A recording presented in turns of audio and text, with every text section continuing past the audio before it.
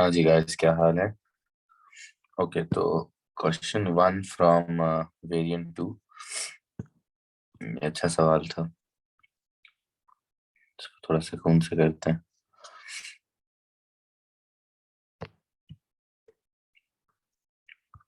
Okay boss, तो हमें question 1 करना है।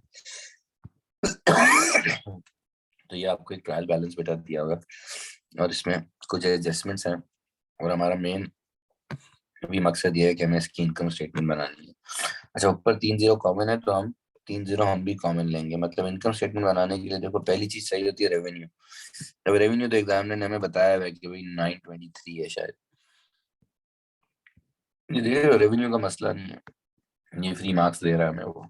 उसके बाद कॉस्ट ऑफ गुड्स सोल्ड, जो नॉर्मली ओपनिंग इन्वेंटरी परचेजेस करना पड़ता है, उसने ऑलरेडी हमें बताया है भाई कि हमारी कॉस्ट ऑफ सेल्स है 466, और कोई एडजस्टमेंट भी नहीं है इससे रिलेटेड।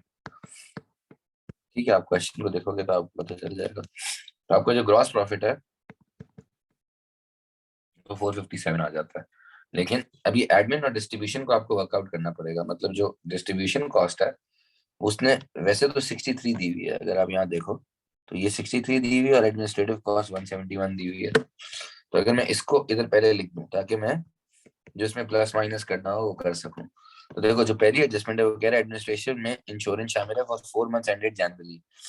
मतलब 1 महीने का प्रीपेड है, 4 महीने का नहीं है, क्योंकि देखो साल दिसंबर में खत्म होता है, आपने 1 महीने का प्रीपेड किया हुआ है। तो एडमिन में से ना 4,000 हमें माइनस करना चाहिए सबसे पहले तो। एडमिन में से चार, क्योंकि 4,000 का प्रीपेड है। लोग गलती क्या करते हैं, पूरा 16,000 माइनस कर देते हैं। नहीं भाई, फॉर 4 मंथ्स एंडेड 31 जनवरी लिखा हुआ है।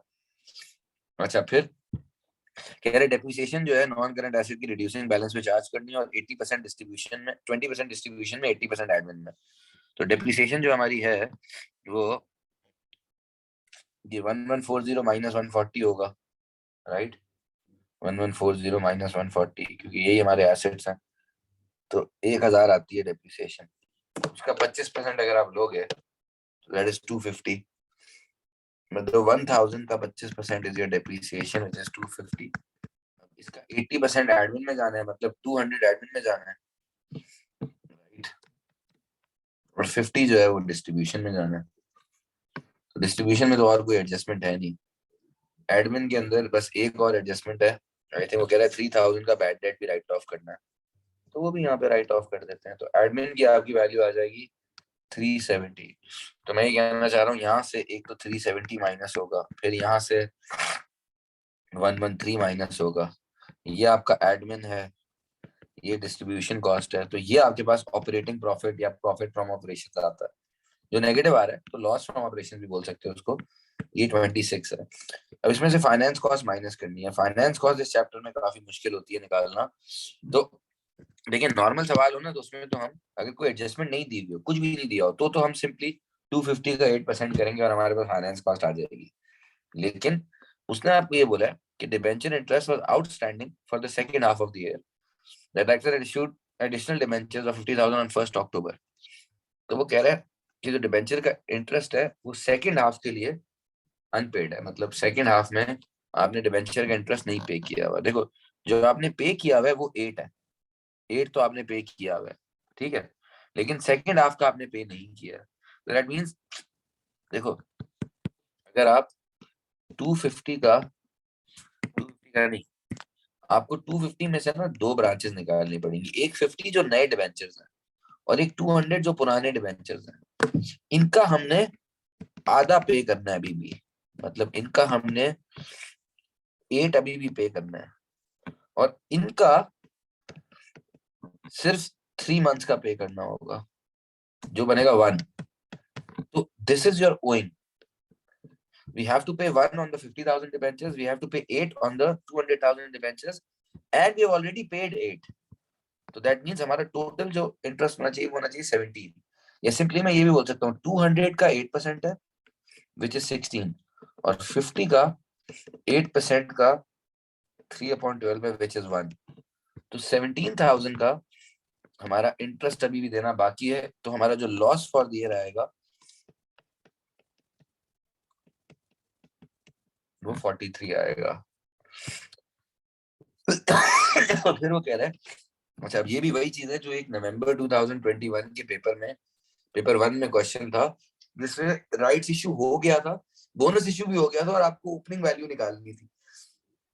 तो इसके अंदर भी वही सीन है। वो कह रहे देखिए पता कैसे चलता है, आपको अंग्रेजी पढ़नी पड़ेगी। वो कह रहे हैं on 1 July the directors had decided to make a rights issue of 2 for every 3। मतलब वो 2 फॉर एवरी 3 का राइट्स इशू ऑलरेडी कर चुके हैं, करना नहीं है। एज इन ये जो बैलेंस दिया हुआ है आपको, ये वाला, ये जो ऑर्डिनरी शेयर्स का बैलेंस है, ये 500 का, ये राइट्स इशू करने के बाद का बैलेंस है, उससे पहले का नहीं है। ये राइट्स इशू करने के बाद का बैलेंस है। तो बेसिकली हमें पता करना है कि कितना राइट्स इशू हुआ होगा। तो आपको उल्टा जाना पड़ेगा, वो मैं आपको अभी दोबारा बता देता हूँ कैसे। देखिए पहले तो बोल रहा है explain to reason why company make a rights issue rather than an issue of debentures. तो राइट्स इशू पे एक तो आपका परमानेंट कैपिटल होता है, शेयर होल्डर्स भी खुश हो जाते हैं। डिबेंचर्स का मसला ये होता है वो लायबिलिटी है, उसको रीपे करना होता है और उसमें इंटरेस्ट भी देना होता है। ठीक है, तो उसने बोला rights issue is the permanent source of capital on which dividends are paid whereas debenture are liability that must be repaid in the future date with interest which will reduce profits. Okay, अब वो कह रहे कितना आपने rights issue किया। देखो the issue is के ये जो 500 है ये राइट्स इशू के बाद है, तो हम डायरेक्ट 500 डिवाइडेड बाय 0.25 जो आता है मेरे ख्याल से 2000, उसको इनटू 2/3 नहीं कर सकते, इवन तो लिखा हुआ है कि 2 for every 3 held, we can not do that. तो देखो पहले तो हम निकालते हैं नंबर ऑफ शेयर्स। हम ये कहते हैं कि अगर 500 है 0.25 पे, दैट मींस इस कंपनी के पास अभी 2000 शेयर्स हैं। मतलब इट्स एक्चुअली 2000 क्योंकि वो इसमें भी 3 जीरो है ना। तो इस कंपनी के पास अभी 2000 शेयर्स हैं, बट हमें पता करना है पहले कितने थे।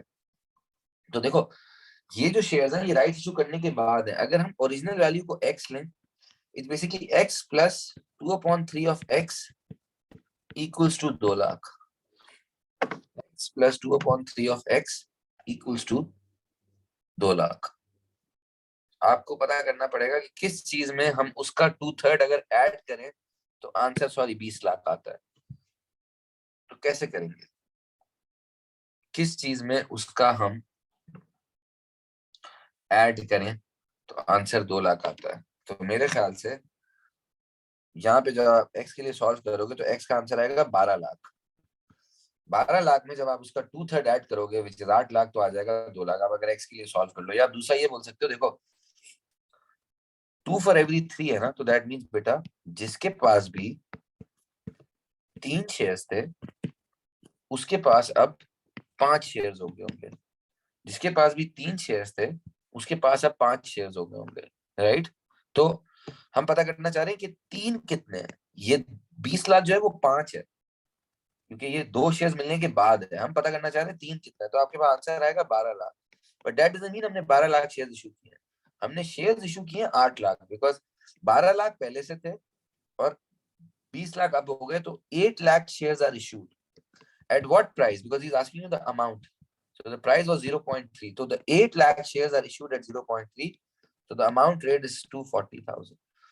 Because again, अगर ऐसा नहीं होता, अगर वो बोलता कि ये 2 लाख जो है वो राइट इशू से पहले है, फिर हम करते 20 लाख इंटू 2/3, हमारे पास आंसर जो आता वो शेयर्स हम इशू करते।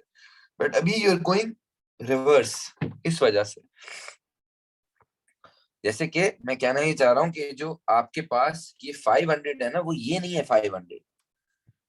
500 इज दिस इज 500, सही है। इसी तरह शेयर प्रीमियम का भी उसने जो आपको बैलेंस दिया हुआ है, जो शेयर प्रीमियम का बैलेंस दिया वो 31 दिसंबर पर है, तो दिस इज 70।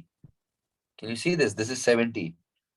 इसी तरह रिटेन अर्निंग्स का जो बैलेंस उसने आपको दिया है वो एंड नहीं है, वो स्टार्ट है, तो यहाँ पे आएगा 129।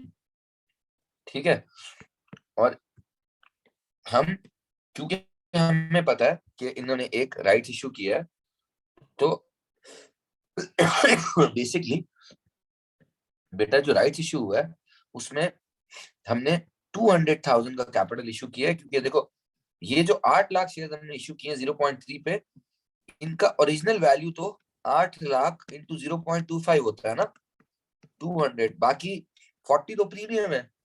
मतलब हमने जो राइट इशू किया है वो इस तरह किया है, but because you are going ऊपर, तो आपके पास पहले शेयर यहाँ पे 300 होने चाहिए, मतलब 12 लाख शेयर होने चाहिए, क्योंकि 0.25 का है, वो $1 का नहीं है। ये 30 होना चाहिए, बिकॉज तभी तो ये 70 होगा एंड में। तो इसी तरह जैसे आपको जो लॉस हुआ है पूरे साल में, लॉस फॉर द ईयर, वो रिटेन अर्निंग से कटता है, रिमेम्बर। तो इस साल का जो लॉस है हमने निकाला था 43। फिर आई थिंक इन्होंने डिविडेंड भी पे किए हैं। कैसे कर दिए डिविडेंड पे? बिकॉज इनके पास रिटेन अर्निंग्स थी, 80 के डिविडेंड्स पे किए हैं, वो यहाँ बताया है उसने। तो this way you can get 6 and this would be 576।